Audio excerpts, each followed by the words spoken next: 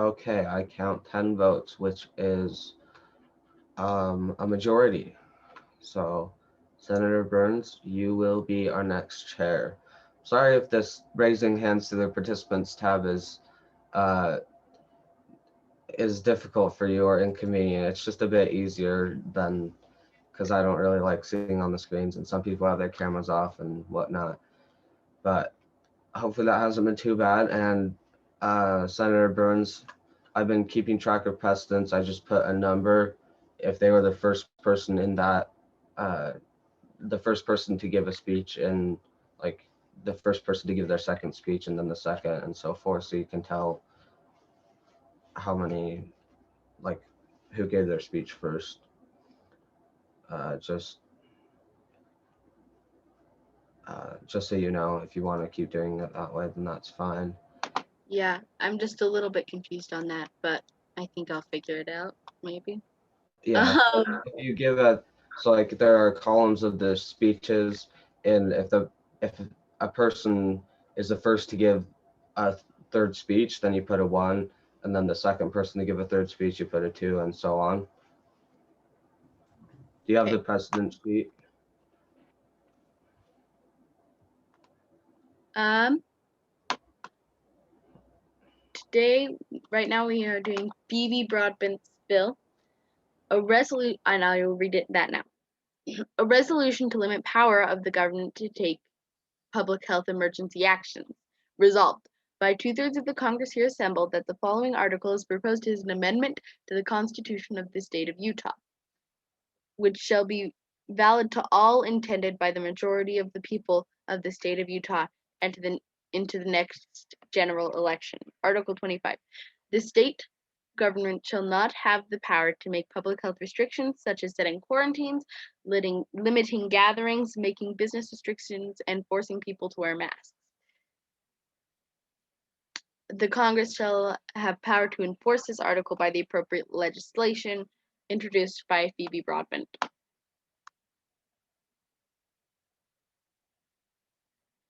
Okay, and since we've already made a motion to adopt all future legislation, we shall go along with the authorship speech by Phoebe Broadbent. You have 3 minutes, is it? Or is it 4 minutes? You have 4 minutes.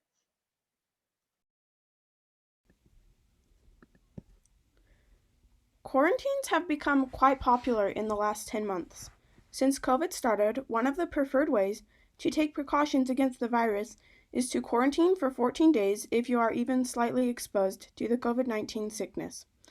But although this can be a safe way to take precautions against the virus, it has some drawbacks.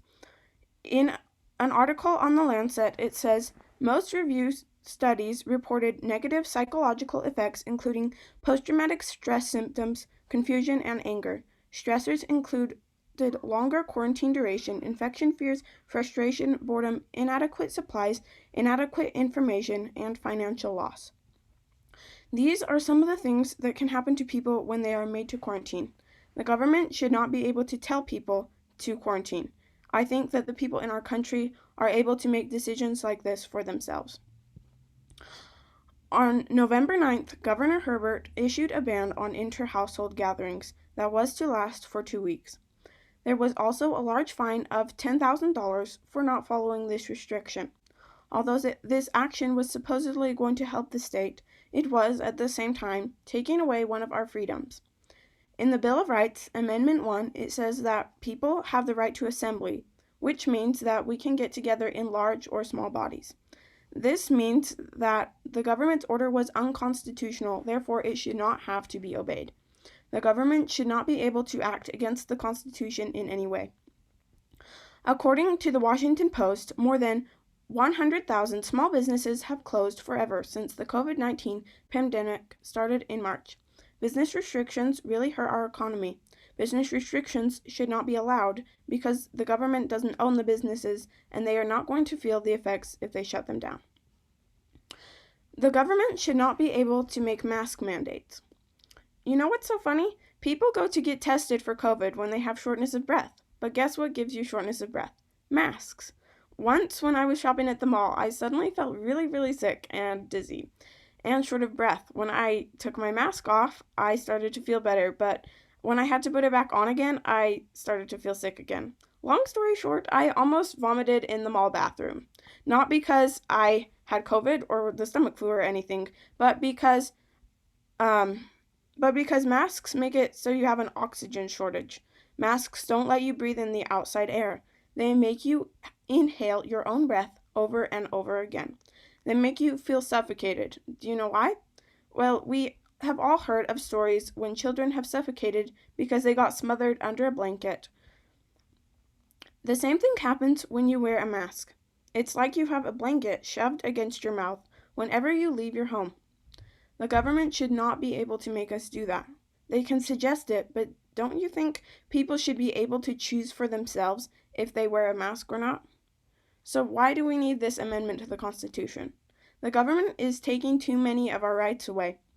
They make us stay away from people, they make us hide our faces, and they ruin our businesses.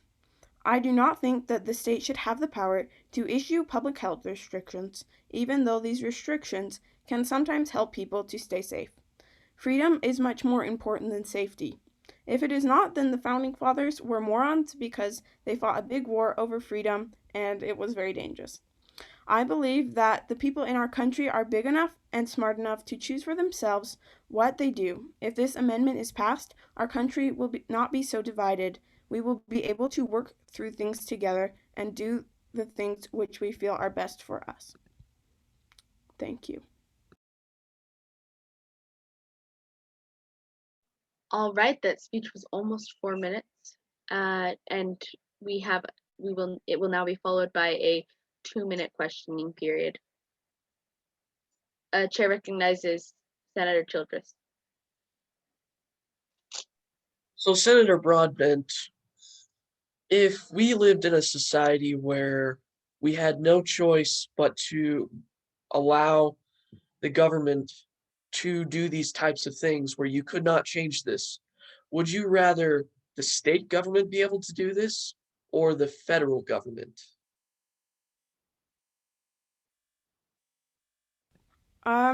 I think probably the federal government.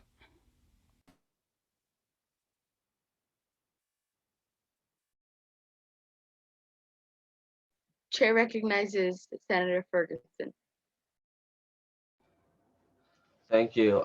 Senator Broadbent, would you agree with me that there's only a certain extent to which the government can enforce these protocols and that sometimes it might be too much?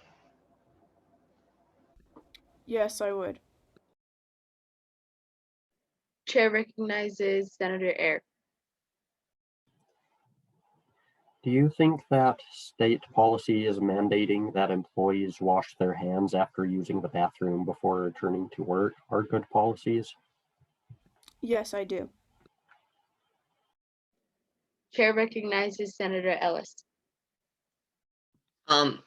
You say that your bill will help help with to stop this, but you also say that the Constitution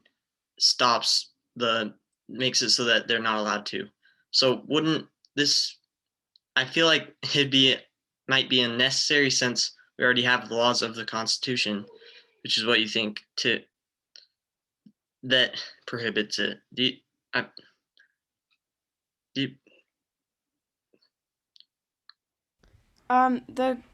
United States Constitution says in Amendment 10 that all things not listed in the Constitution are given to the state, and so the state technically does have the power to issue these health restrictions, except that sometimes the health restrictions they make are unconstitutional.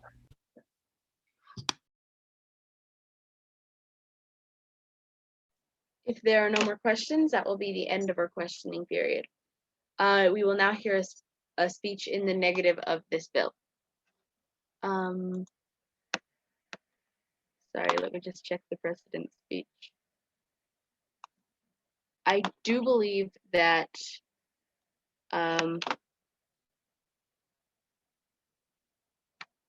Opikins has precedence. Yes, Chair recognizes Senator Downs. Point of parliamentary procedure, Senator Blazer has precedence. Oh, I'm sorry. I'm still trying to figure out how the precedence sheet works. Yes, Senator Blazer, will you give a 3-minute speech in the negative of this bill? Okay, thank you. So Utah in the U.S. Constitution, they say, and they are sworn to protect our life, liberty, and the pursuit of happiness. If people are going around with corona carelessly giving it to others and not really caring about who they spread it to, this takes away people's this can take away people's life and their pursuit of happiness, because they will be stuck in bed and sick.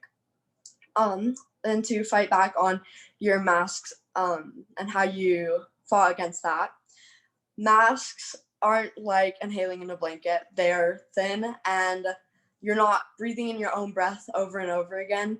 Masks are only made to keep spit follicles from coming in and out of your breath, because you inhale moisture when you breathe. So that is preventing spit follicles from people who have corona from giving it to you. And it's fairly thin, so it allows oxygen to enter and exit. I yield the remainder of my time to the chair. That speech was 1 minute and 5 seconds. We will now hear a speech in the affirmative.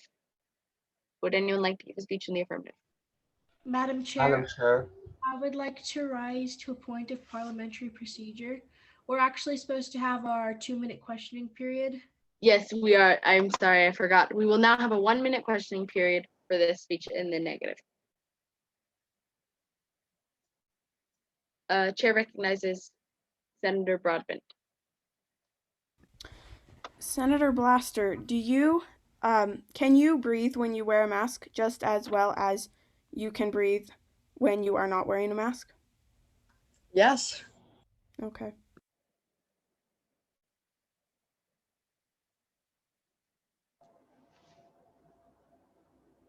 Okay, Chair recognizes Senator Ferguson. Senator Blazer, would you agree with me that it's sometimes at least a bit annoying to have to bring a mask wherever you go and put it on and all that? It's just a bit of an ordeal, isn't it? I would agree that it's a bit of an ordeal, but it's worth it to protect life.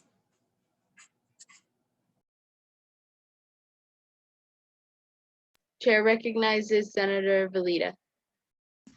Are you aware that social distancing reduces the risk of having COVID by 90%, whereas masks only reduce the risk by 65%? I am aware of that, but we also have to realize 24/7, no one's social distancing. Like, no one's always social distancing. There are times, like in grocery stores, when you do have to pass people closer than 6 feet. This is the end of our questioning time.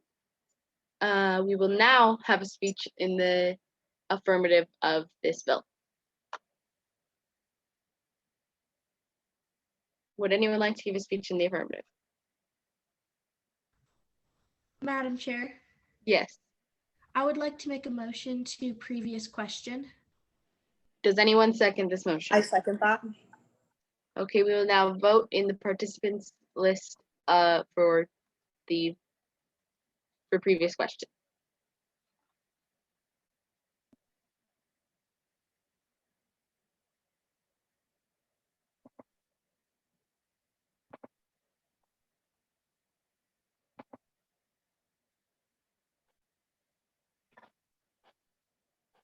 We need 2/3 of a vote, is that right?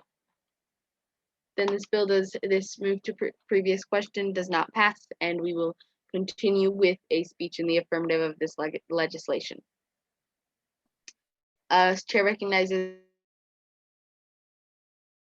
Carter. Chair recognizes Senator Howe. By this point in time, we probably all have been quarantined once or twice, if not quarantined, at least exposed. It gets pretty annoying. And while people have been arguing that masks help, they don't really.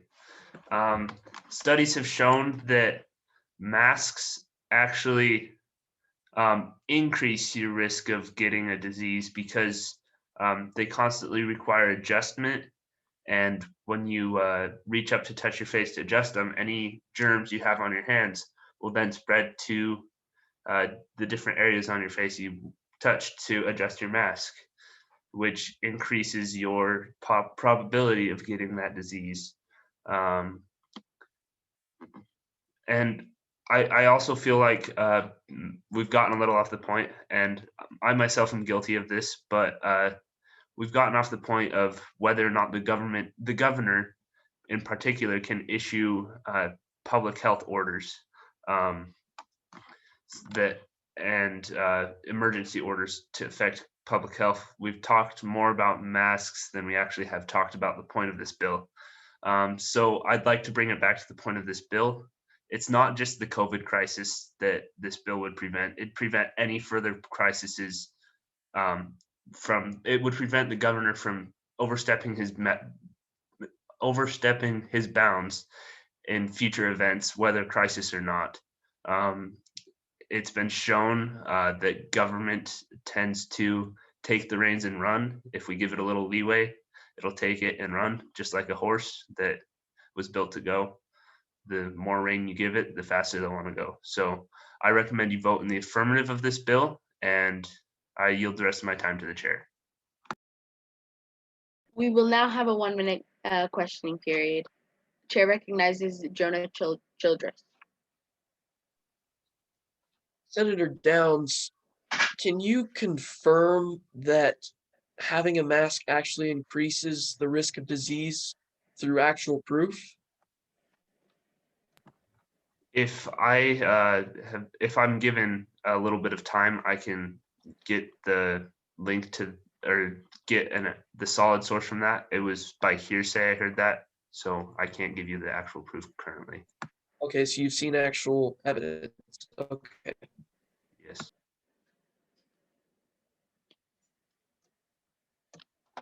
Chair recognizes Senator Ferguson.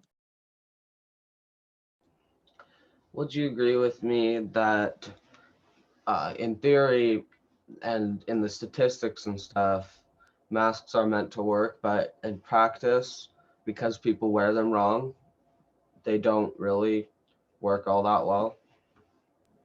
Yes, I'd agree with you on that, and I'd also agree that the statistics are twisted a little bit. This marks the end of our questioning period.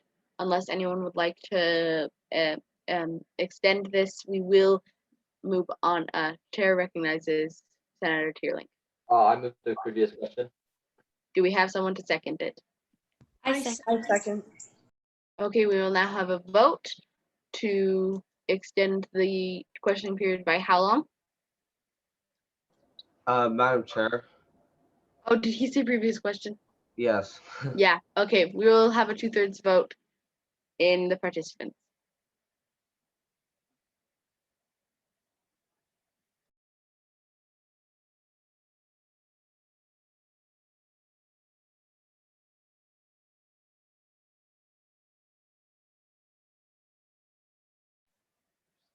I do think we have a 2/3 vote. If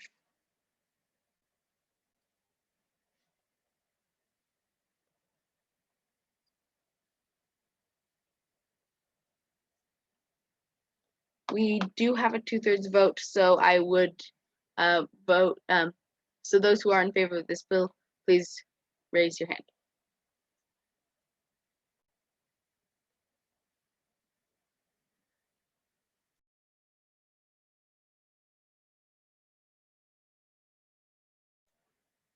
Okay, if that is the final vote, then this legislation does not pass, and we will move on to the next one. Our next piece of legislation will be from Valida Christina, and I will read that shortly. Madam Chair, I do believe that is Senator Downs' legislation that is up next, not Oh. mine.